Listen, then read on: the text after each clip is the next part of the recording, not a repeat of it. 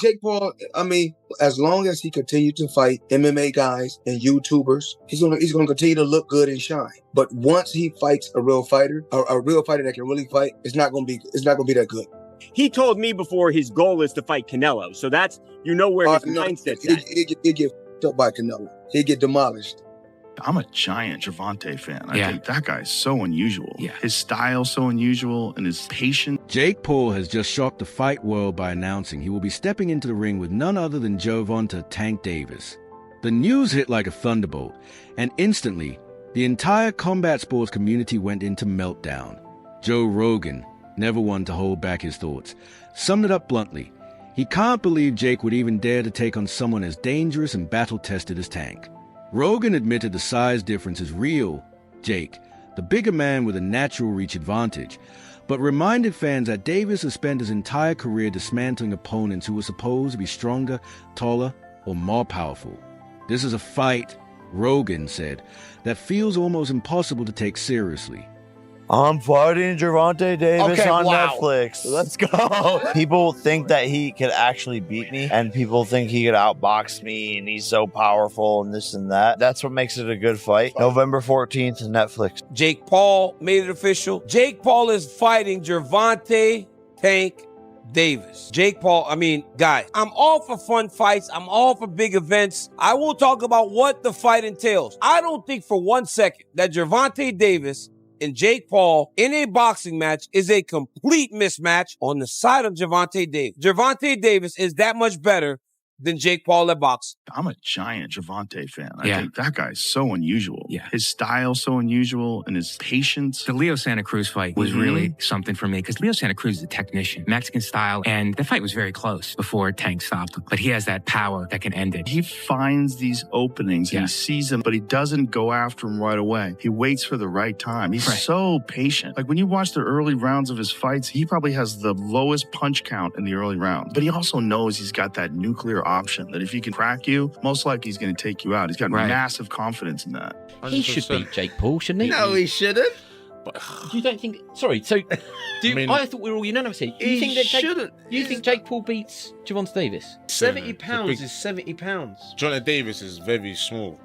5'5". He's tiny, bro. That's what I'm saying. Jake Paul, he's a little man. If Jake Paul's tucking up, move on, and absorbing punishment for walking forward, and look, there's a way to run. And that's exactly the divide tearing fans apart. On one hand, purists are disgusted. They argue this is nothing but a money grab, a circus fight that spits in the face of boxing tradition.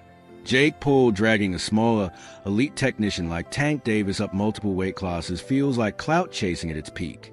But on the other hand, some say this is the exact kind of chaos boxing needs. Jake Paul brings mainstream eyes and viral attention like no one else in the sport. Tank Davis brings legitimacy, an undefeated record, and highlight reel knockouts. Together, the spectacle could draw millions, maybe even break records. The real question now is simple. Does Jake Paul's size advantage matter more than Tank Davis' terrifying knockout power? One punch from Tank has ended careers in his own division. Could that same left hand put Jake Paul to sleep despite the weight gap? Or would Jake's durability and size finally be too much for the smaller man to overcome? Today we're going to talk about the boxing world and another fight that Jake Paul just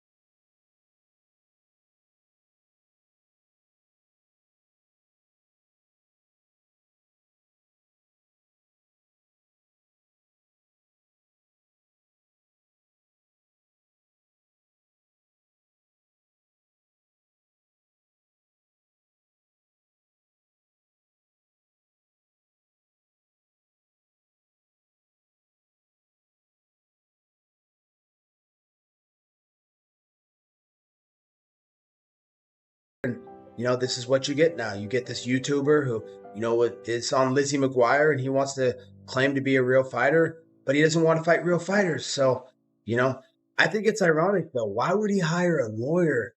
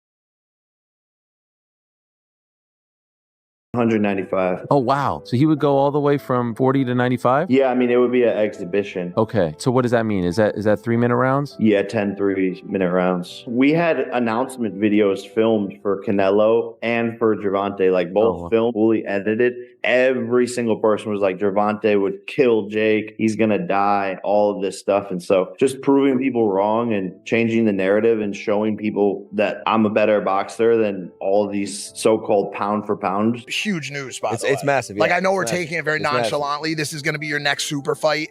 And this is on Netflix. Yeah, Netflix. Insane. So it's another Netflix fight. November 14th, Netflix. Hey, it's fun. It's funny. Like, actually, you kind of like pioneered this a little bit. The pay-per-view model for combat is dying, it seems, especially now with the Paramount's acquisition of UFC. It seems like free fights may be the way of the future. Piracy is such a big problem.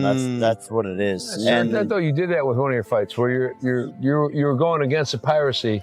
What fight was that? Where I don't know, maybe. No, I mean so there's there was like the TV era of boxing, then there was the pay-per-view era of boxing, and now we're going into the streaming era of boxing. So it's just interesting. Things are gonna get weird, but I mean, shout out to the Netflix. But Jake's supporters flip the script. They argue he is doing exactly what boxing needs, bringing mainstream attention, selling out arenas, and forcing even the most stubborn critics to watch. Love him or hate him, Jake Paul has become one of the sport's biggest attractions, and now he's testing himself against a generational talent in Gervonta Tank Davis. And that's why this fight is so electrifying. On one side, the pound-for-pound knockout machine who's never backed down from a challenge. On the other, the polarizing disruptor with size, reach, and an iron will to shock the world again. The question everyone's asking is simple. Will Tank's power erase the size gap in one devastating punch? Or will Jake's physicality finally overwhelm an elite fighter who's giving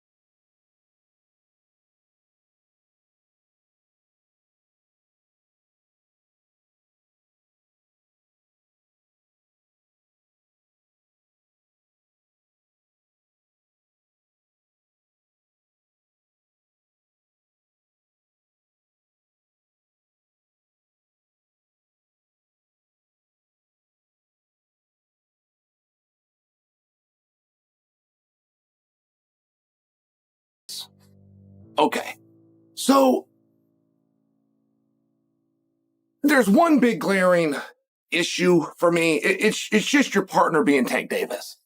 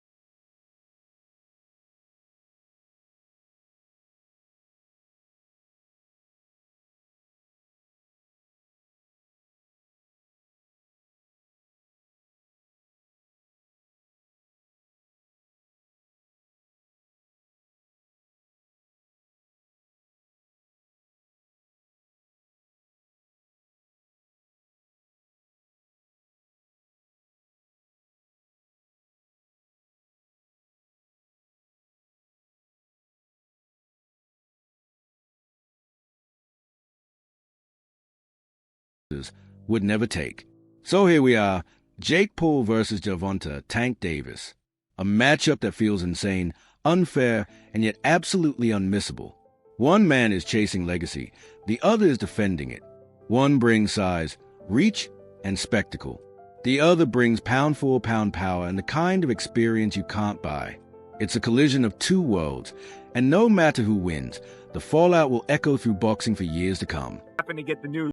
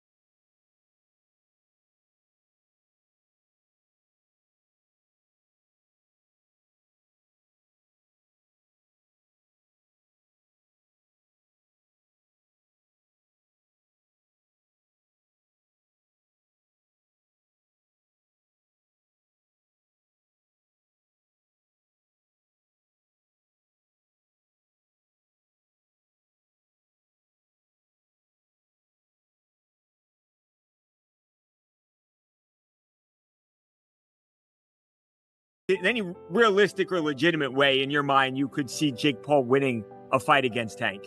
No. No way. Nope. Not a lot of people have talked about Jake and said he's got good power. Not even and I get anything could technically happen, but you don't even see a realistic shot where he could land one big punch, and Tank being so much smaller, he just can't handle the power. Nah, not at all. I think Tank is he's been boxing his whole life. Been boxing since a kid, so I doubt like that's gonna be an issue or a problem. I think Jake is good for where he's at, but I think it's just levels.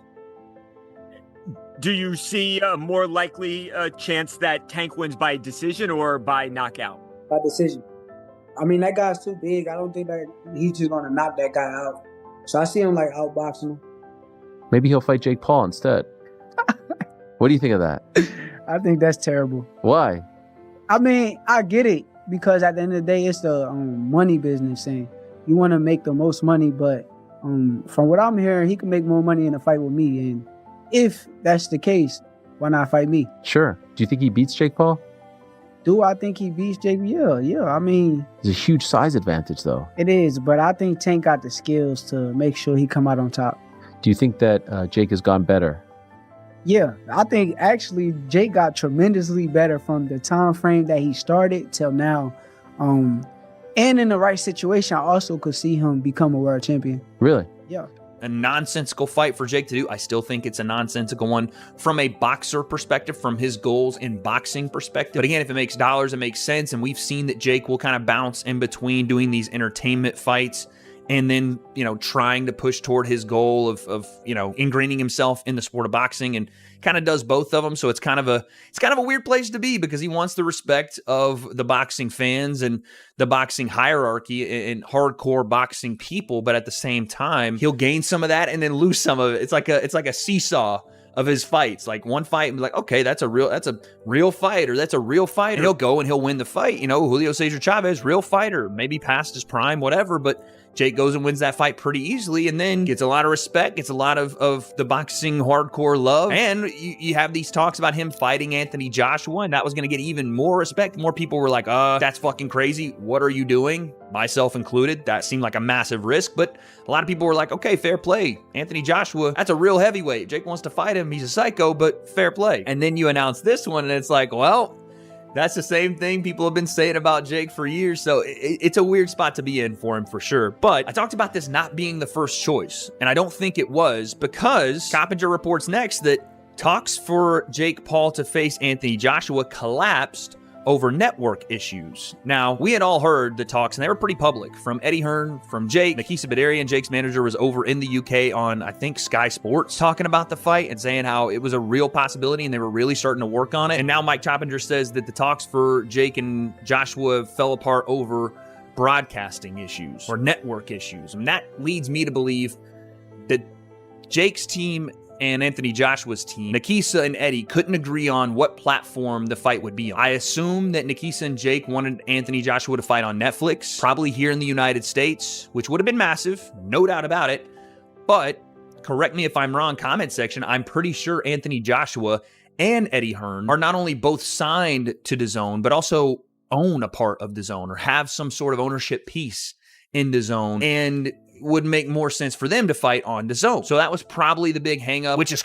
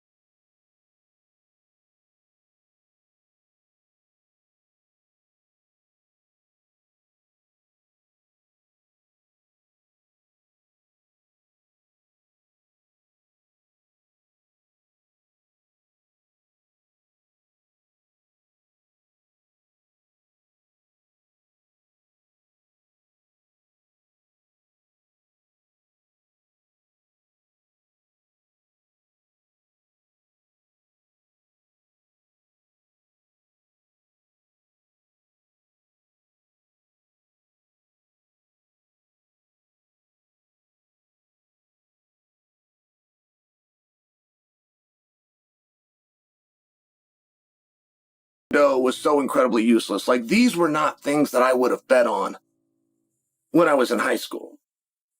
As a wrestler at that time, I would not have assumed that I would fare well in a fight against somebody that knew Kung Fu. We had all been falsely led through Hollywood. Not through competition, not through sport, not through understanding of the game, but just through Hollywood. We were told that those guys were the most dangerous guys. So, we then eventually get up to Conor McGregor versus Floyd Mayweather, which had a weight discrepancy, but it was very small. I mean, I watched him weigh in, I want to say it was like 8 pounds. It was something very small, but you understood that Conor was pulling to those 8 pounds, and he might put on another 10 overnight, and it could be an 18-pound difference. Like, never has that ever come up in fighting. Jake Paul, I mean, as long as he continues to fight MMA guys and YouTubers, he's gonna continue to look good and shine. But once he fights a real fighter, a real fighter that can really fight, it's not gonna be that good. He told me before his goal is to fight Canelo, so that's where his mindset's at. He'll get f***ed up by Canelo. He'll get demolished. Me and Logan, we done an exhibition, and that's why he moved to WWE, because he wanted to hold me the whole night. He wanted to hold on to you. He wanted to hold on. He wanted to hold on. Yeah. I think WWE is good for Logan and Jake Paul, maybe? Easy. Too easy. It's too easy. Too easy. At 48, too easy. I mean, when I'm betting on real fights. Real fights, yeah. Not saying that they're not real fighters. They're novice. They're novice professional fighters. But when I'm betting on fights, I'm betting on them. I'm betting on fights that's top flight. But that is a top flight novice. That's the best novice fight professional novice fight that's going on right now. So may the best man win.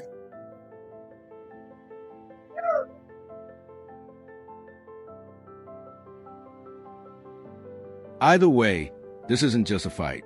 It's a referendum on what boxing is becoming. Is it still a sport where skill, legacy, and rankings decide who gets the spotlight?